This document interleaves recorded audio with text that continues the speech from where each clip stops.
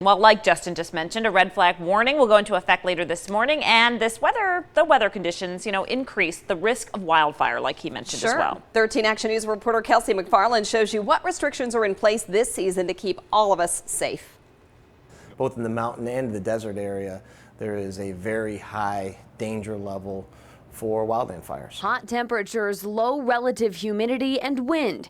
Conditions that make fuels like grasses and brush quick to ignite. Cutting back the dry vegetation around your residence is really important. Fire officials across southern Nevada are reminding you to follow fire restrictions put in place on July 1st. But the reality is, if you follow the fire restrictions, you cut back the vegetation, and pay attention to the warnings that are in your area. I think that's something important to note. It's prohibited to build or use a campfire or a charcoal stove, operate an off-road vehicle without a spark arrestor, and if you don't have a permit, you're not allowed to weld, operate a torch with open flames, or use fireworks. Some of the causes are campfires, cigarette butts. We're all, these things are all under fire restrictions. Fire crews ask you to watch your butts. Smoking is only allowed in areas that are cleared of all flammable material for at least 3 feet, and they must be discarded in an ashtray.